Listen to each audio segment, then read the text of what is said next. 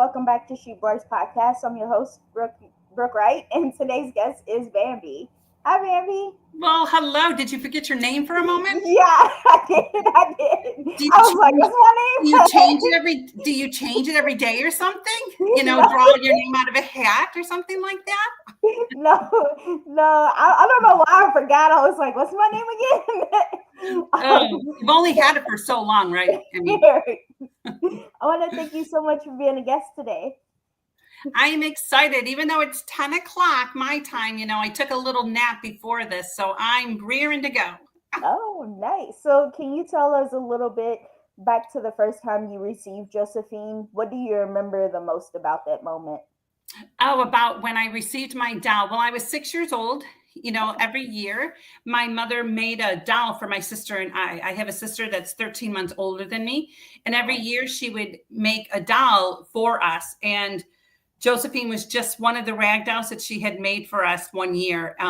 She just happened to be one that I really loved. And she just happened to be one that really became my security blanket. Some of the dolls that my mother made were, I don't know how old you are, but I'm 55. So some of the dolls that she made had like toilet paper roll, on top of it, that you knitted or crocheted something that went over a toilet paper roll, or she did some porcelain doll ones. So Josephine just happened to be one of the dolls that I received on Christmas one year. And then she just came on a journey with me. She was my security blanket and my confidant, throughout my whole life. Oh, nice, nice. Oh, your doll is cute. I saw the doll on the cover. It is a cute doll. It is, and I still have her. She still is. She sits on a stand on a bedpost, in my guest bedroom. So what my daughter did is that she just antiqued her a little bit because she doesn't quite look that way. She looks a little more messier and a little more worn. But I still do own her, and she is still part of my life. She doesn't have to be. She doesn't have to be my secret keeper anymore, and she doesn't have to be my security blanket. So she just sits and rests, on the top of a bedpost. That's amazing. So, why do you think Josephine, out of all of the dolls your mom made, had such a profound impact on you? I just think because she was the one that I kept. She was the one that I, could go to bed with. She was the one that that was more like a real kind of rag doll than the other ones weren't. Some of them were porcelain, some of them, just like I said, were crocheted. So this one was just a little different. And plus, I named her Josephine Priscilla. And in 1979, there actually was a TV show or movie that came out, and it was called The Orphan Train. And it was about orphans that lived in New York City, that they had gone to a mission, and the mission was going to take these children that were on the streets of New York City and were going to put them in a train and take them out west to be adopted, by the Western the Western people out west. And Josephine was actually a character in the movie, but she dressed up as a boy because at that time, this is in your 1900s, 1910 maybe, that girls couldn't work. So she dressed up as a little boy so she could be a newspaper boy to give newspapers out to the neighborhoods, to be able to help supply and support her mom. And then when she got onto the train, people found out that she actually was a girl. So Josephine, and her name is Josephine Priscilla. I named her Josephine Priscilla because that was the name of the young girl that was on the movie, The Orphan Train. But then as my book was written, I began, I'm really big on names, because my name is a different kind of name, and I had to learn the meaning of my name. And I think that once people know who they are, then their character changes. Then they're like, oh yes, that does fit me. That doesn't fit me. So I had to learn my name. Well, when my editor was editing my book, we decided to look up the name Josephine Priscilla. And Josephine, also comes from Joseph. When you think about Joseph of the Bible, his brothers and sisters, his brothers didn't like him. They thought that he was, he wanted to be the center of attention, and his father made him the coat of many colors, and they threw him, in a pit, and he became a slave, into the Pharaoh's palace, but then he also saved his family. And, and he said, what you meant for evil, God meant for good. And so Josephine stems from Joseph. And Priscilla was actually one of the first preachers, that followed Paul around. So you put those two together, Josephine, Priscilla, you can also like see the characteristics of me. I was the black sheep of my family. I was the loud one of my family. I was the one that, that they felt like there was favor on me and that I was just this favoritism, but I was treated very poorly and things like that. And I'm somebody that teaches women on, to heal through their stories and to heal the brokenness and not to carry their trauma. So I just think it's really kind of cool how God worked that out, that her name is Josephine Priscilla. And that was, knew nothing about Jesus, knew nothing about prophetic when I was, 7 years old. Wow, I love it. I love that name. Yeah. So what motivates you to write the journey of Josephine? It was time. Every year I would go to the beach on my birthday. My birthday is January 8th, which is something else that's kind of cool because it's the first month of the year, and number 8 is the number of new beginnings. And so every year I would go to a beach, I would go to some water, and I'd say, God, is it time for me to write? And it was never time until I turned 52 years old. And Josephine, the book Josephine will be 2 years old in June 9th of this year. And when I went to the beach in Jekyll Island in the Golden Isles of Georgia, I came home and I saw her sitting on the bed, and I realized that's my story. And I began to start writing. And it took me 3.5 weeks to write my book because it took me, 52 years to live it. And I believe that I needed to write that book because it was going to step me into the next phase of my life. When I got my book for the first time delivered to my house, it was like you're holding, it was like this precious, precious thing that you're holding in your hand. And I sat up and I read my book. It took me about 6 hours that night to read my book, to cry, to weep, to like mourn, to like get more yuck and junk out of my life and more forgiveness that happened. And when I finished reading my book, I closed the book, I closed the pages, and I looked up to God and I said, I'm not this girl anymore, but now I want to find her. And I believe that me writing my story, reading my story, healing from my story, and closing the book of my story, it gave me a new awareness that there are so many women across the country that aren't sharing their stories. And if I can share my story and the things that happened to me and the abuse that I went through and the trauma that I went through, if I can read my story, then it gives you the courage to be able to write yours. So that was the purpose. And now that, I've gone through a lot more healing, my purpose now in sharing my story, it's not to share always the trauma of it, because it's like everybody's always waiting to hear the nitty gritty. They're waiting to hear the yuckiness of your story. Mm-hmm. And I do a lot of podcasts, and I'm not here to always tell the yuckiness of my story. I'm here now to tell you that your story is not your death sentence. Your story does not stop you from living. Your story that you went through is a first aid kit for other people around you, for them to be able to heal and to be transformed. So then you could write your story and then hand your story on to the next person. So I'm not here to tell the nitty gritty. I'm not here to, bash anybody. I'm just here to tell you that your story is not your death sentence. Your story, your messy, is your messy that God has given to you to go out and to use your story, to use the word of your testimony to be able to bring other people to healing. I don't need a t-shirt that says, hi, I'm Bambi and I'm full of trauma. Mm-hmm. I need a t-shirt that says, my story, your first aid kit. Yeah, I like that. I really do. So this is a question outside of the questions I have listed for you, but mm-hmm. is your daughter old enough to read your book? Like, does she know your story?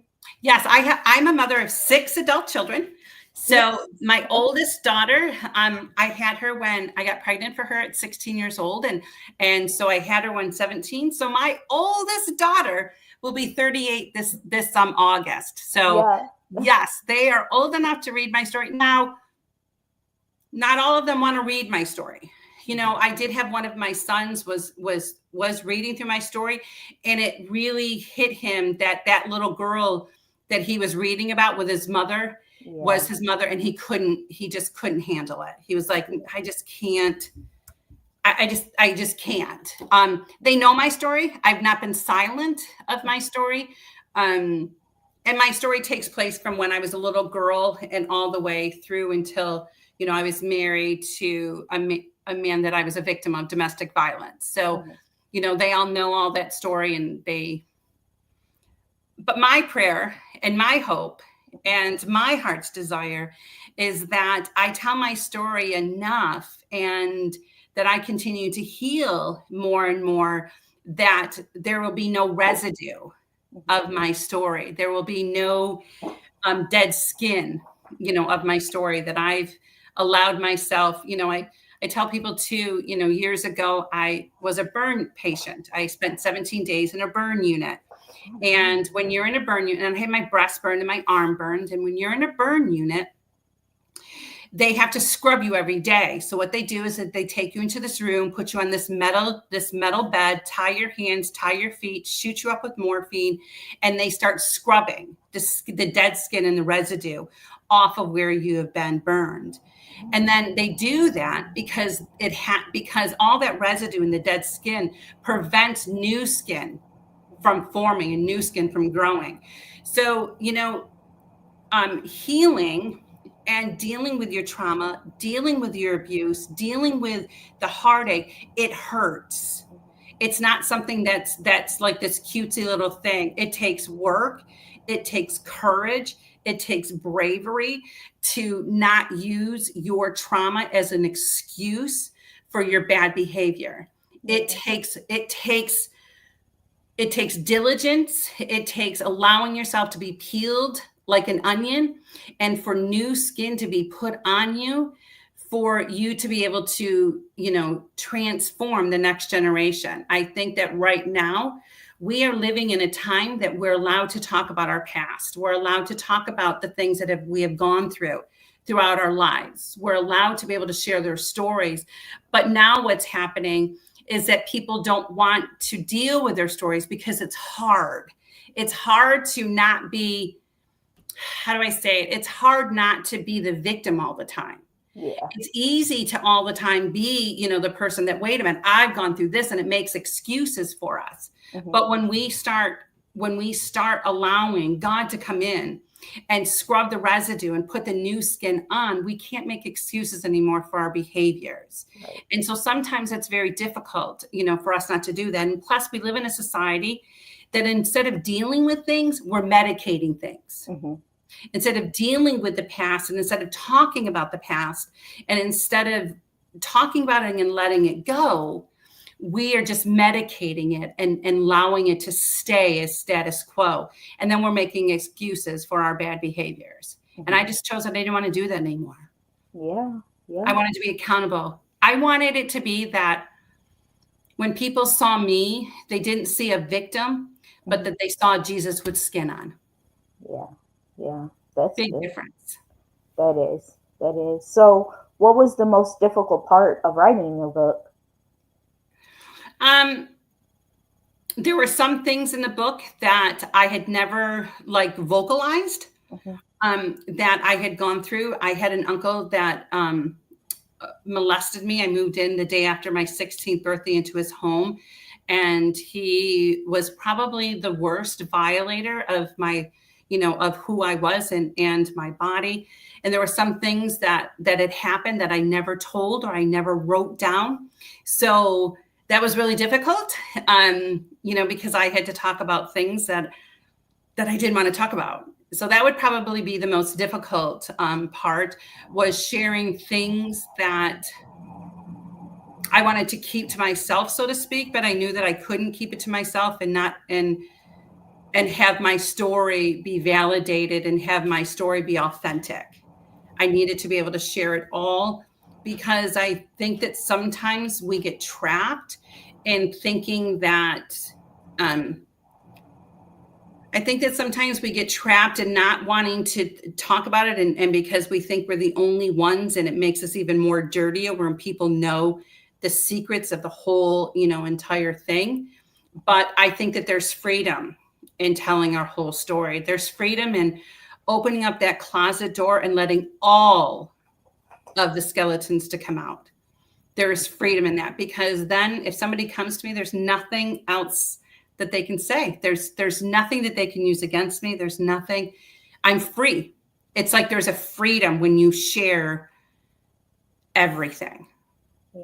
Did your uncle ever get in trouble for what he did?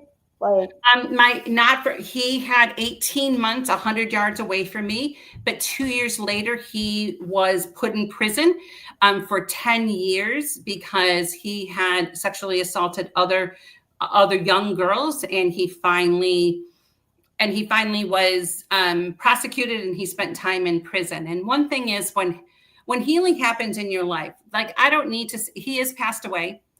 He is not alive anymore, but when you are healed and you can talk about it, you begin to wonder, not asking, you begin to ask different questions about people's lives. Mm-hmm. You begin to start asking the questions of, wow, I wonder what happened in his life. I wonder what his story was. Mm-hmm. Because you just aren't born a child molester. You're just not born, somebody that's going to violate women. There's a story that is behind that. Mm-hmm. And when you begin to start healing, and you begin to start getting new skin on you, and you begin to see God's love and his grace, you then begin to start telling and looking for the answers, looking for his story. And, to find out that his father, was the same way. His uncle was the same way, so it was a generational thing that had happened in his life that I never wanted to see him. I forgave him and stuff like that. But I began to start having empathy. I look at my children, and I look at the 6 children that I have been blessed with, and the desire to raise my 6 children to make a difference into this world. Could you imagine raising 6 children and 3 of your children are on the sex registry, and that's your legacy? That's pretty sad. That's pretty sad. And you begin to start having compassion, because, wow, your sins fell upon your children, and now your children have reaped what you have sown. That's, you just get a different perspective. That's hard. It is hard. You say that this story is just as much as Josephine's as it is yours. What do you mean? What does that mean to you? It means that she went on the journey with me. It means that, that I had nobody to talk to. I had nobody to share my secrets with. I had nobody to tell. So she was the one that knew everything. So she was the one that got the blunt of, it's kind of like a security blanket, people that carry around their security blankets, and they don't want, and parents have to grab them out of their mouths, because they're so stringy and trying to get, because that child grows attached to that blanket, or that child grows attached to that rabbit. And, and the mother is always sewing it back together again. And, and that's kind of like what Josephine was. She was, somebody that went on this journey with me, that she carried all of that because nobody knew, even I had a man in our community that I would watch his mother. He was an older man, and I would watch his mother so they can go to auctions, every Saturday. And every time I got into his car, he would try to fondle me and try to touch me. And I would go further and further away from him. I would try to I would ask my mom if I can, walk, to my house and walk to his house so he wouldn't touch me, because I was making $3 an hour. And that was in, 1985, that was good money. 84, that was good money, $3 an hour. But Josephine knew, nobody else knew, and I did not reveal that. I did not reveal that name in the book at all. And a lot of I did not reveal people's names. And that I didn't reveal a whole lot about him because, there were people in his family that were really prominent in the community that I wasn't here to destroy families. I wasn't here to destroy. I was just here to tell my truth. Mhm. And so Josephine always knew my truth. Wow. So this is aside from the questions I was going to ask you too. Was Josephine like, you know how kids have imaginary friends? Was Yeah. Josephine like your imaginary friend, but like in a doll form?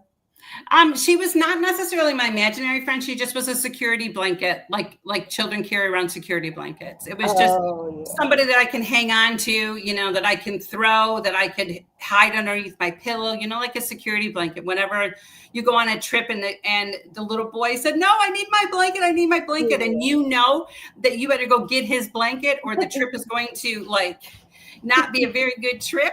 So Yeah. you know that you turn around and go get the blanket. And that's kind of like what Josephine was. She was just kind of like a security blanket, nothing magical, nothing mystical, nothing like that. She just was just the security that I needed as a little girl. Oh. Do you think Josephine became a symbol of your inner strength that you didn't realize you had? Mm. Well, I think that I've always knew that I had inner strength, even though nobody believed that. Just recently, I was on a podcast, and I was on a podcast interview, to see whether she wanted me to be on her podcast, and she said, "I just want you to know, that I want you on my podcast, but the last thing that we do is that I have my guest write their story, write a part of their stories. They were little girls telling, what would you tell your little self? What would you tell your little girl?" And I'm like, wow, here I am, an author, I'm a blogger, I'm a storyteller. I'm on my third book to write, and nobody's ever asked me that. And I've never done that. And so I was like, oh my goodness, I have to write this story.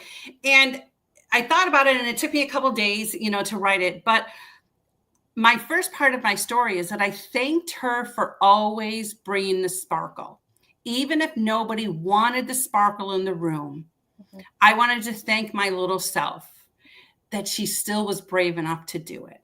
Yeah. Even if nobody noticed her, nobody cared, or people rolled their eyes on this little girl that came into the room and thought she owned the room, and she would twirl around, and she would have to have her fingernails the same color as her toenails. And, she had to wear white.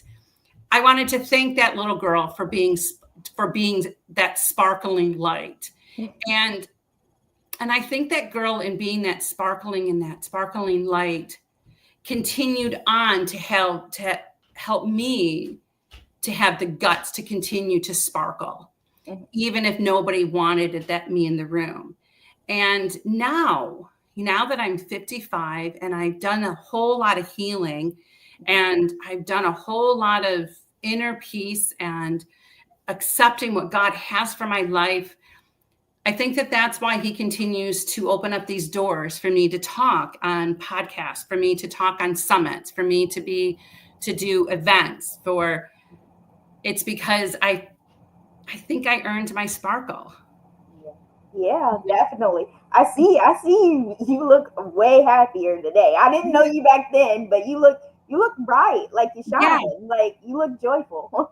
I earned my sparkle, and I earned my sparkle because that little girl, no matter what she went through, she never gave up her sparkle. Yeah. And Yeah. I just think that, and when I had to write that, in fact, my editor, because my third book comes out in June, and I said, we need to add this letter, we need to add this letter to my book. Mhm. I said, I just think it says something, Yeah. about me and about what I've been through. And joy does, mourning, death does happen, darkness does happen, Mhm. but it doesn't last. It's chapters, it's moments, it's seconds.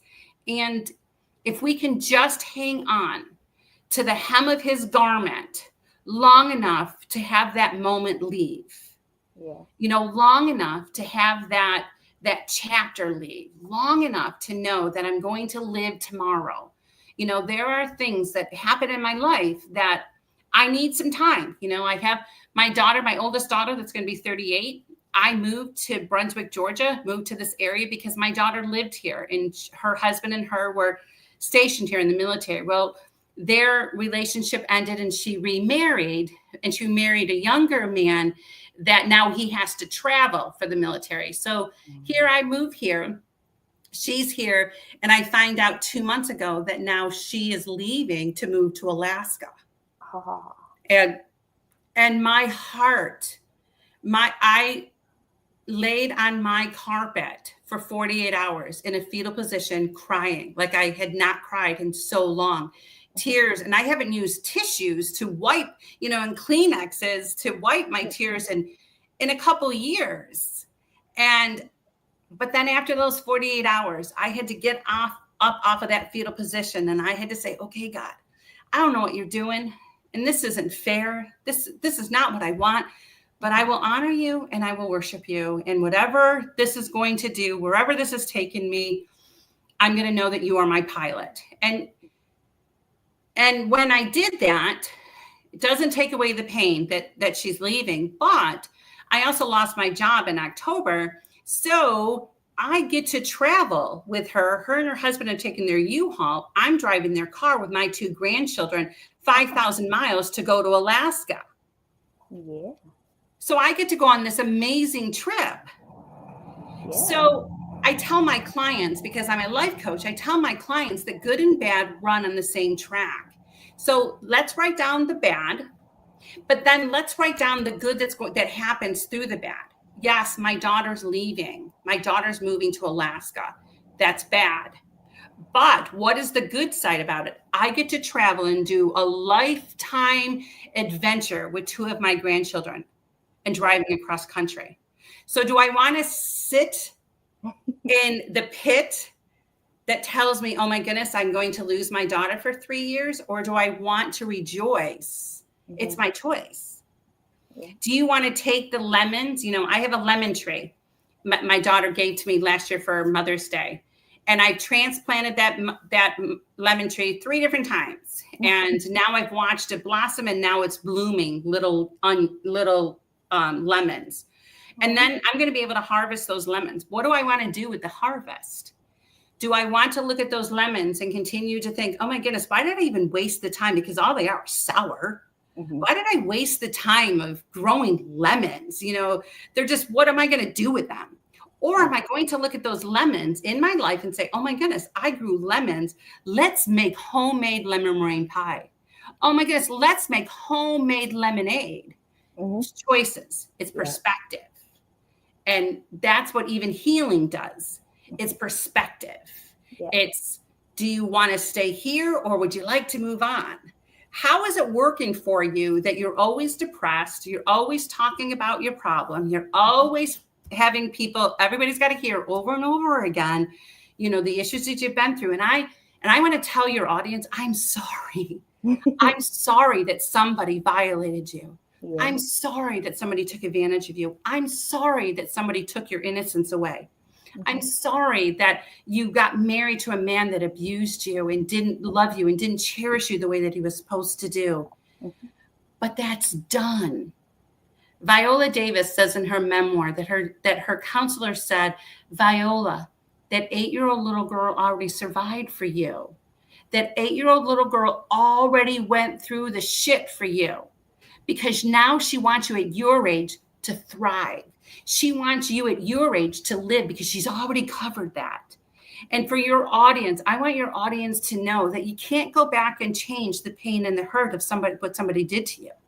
But you want them to continue? Do you want them to continue to have your inheritance, to have your next generation? Because if you don't heal and if you don't allow God to come in and to scrub the freaking daylights out of you, to get rid of the residue, you're going to pass it down to generation to generation to generation.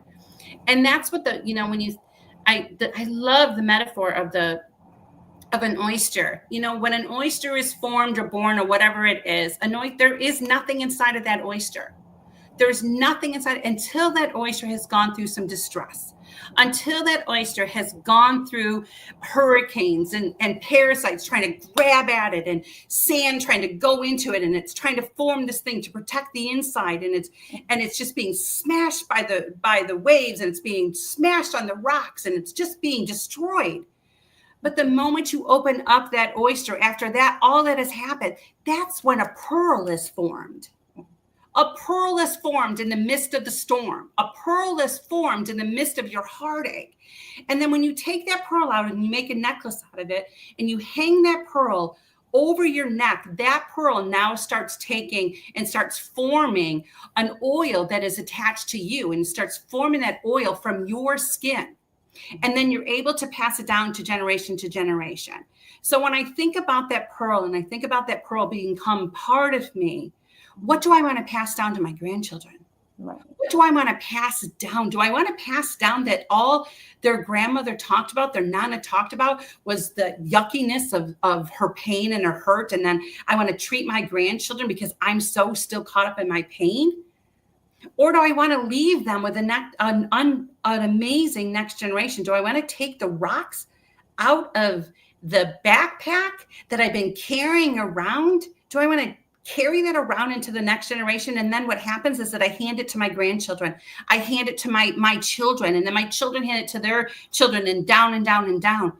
Or do I want to hand over to them an empty backpack that doesn't have any residue of what I have been through, to pass it down to generation to generation to generation? Do I want to pass down healing to generation? Do I want to pass down, we just celebrated Easter. The stone has been rolled away.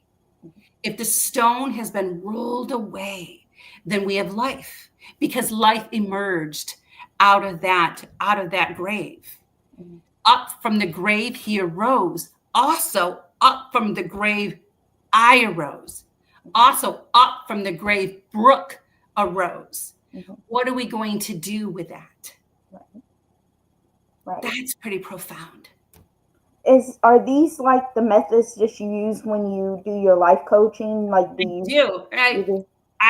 what I do for life coaching, I just became a life coach, and the title of my program is Healing Through Your Story, Finding Your Purpose. And what I do is that I take them on an 8-week course. I send them a box of all kinds of activities that we're going to do together. I send them a copy of my book, and I send them homework. And each week we get together and we pick something out of, I tell them, hey guys, you're going to need this out of your box today. And so we do something with that box for that day, and then I leave them homework. And the whole purpose is that there's a difference between a life coach and a therapist. I'm not a therapist. Mm-hmm. I'm not here, to take you back to your past and try to heal from your past. I'm here to give you direction for your future. Mm-hmm. I'm here to give you direction to kind of like say, good and bad run on the same track. Can't change that. I would look at you and say, Brooke, each one of my clients, I send them construction paper. They make a train track in front of me. They put it in their journal. And I say, I want you to write on the top of here, good and bad run on the same track. Your homework is that I want you to go through the bad things that have happened. Write down the things that you are pissed about that happened in your life.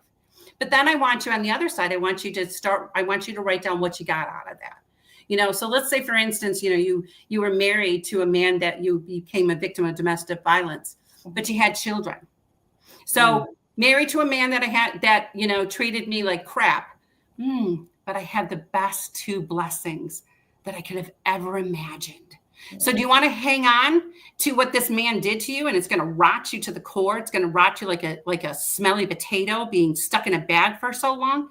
Or do you want to look at the blessings that you got out of it? Wow. If I didn't meet that SOB, I wouldn't have this. Right. So it's beginning to start looking at perspective. We all have crappy lives. If I'm doing an event in November, and it's called Trauma to Triumph in Dallas, Texas, in the Dallas, Texas area. And the whole purpose, of doing those is because I want people to understand that that there's more to life than just our trauma. There's more to life than just our drama. There's a whole lot more to life than just sitting in the corner and saying, poor me. Why not go on this journey of discovery?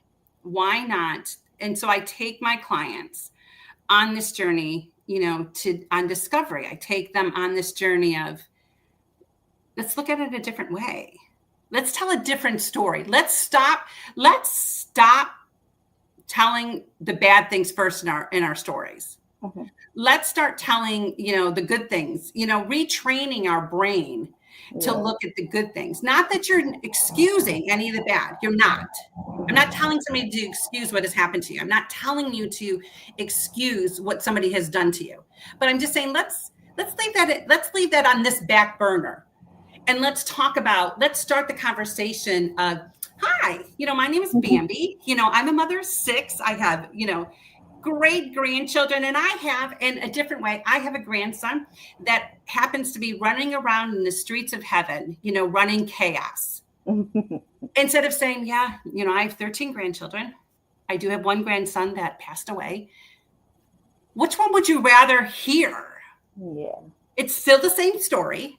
It's just saying, I don't want to put negativity on the death of my grandson. I'd rather tell you that he's running around with a great cloud of witnesses running havoc. Yeah. So that's kind of what my program does. It just is rechanging, how you look at life. So where can my listeners find your program? You can find it on my website. It's called healingthroughstories.com is my website.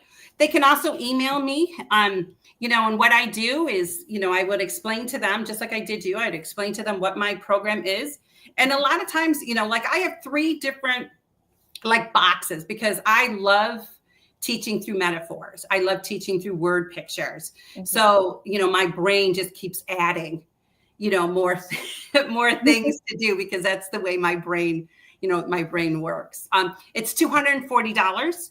Oh. So it's $25 a week for 8 weeks. The $40 is your box that's being designed for you and being sent to you. So I designed it so single moms, would be able to afford it. I designed it so people that, are living on, low income, are be able to do it because I want them to know their value. I want them to know too that they are just as valuable and just as important to heal and to be transformed and to turn their messy into a message as, the 6 million Malibu woman.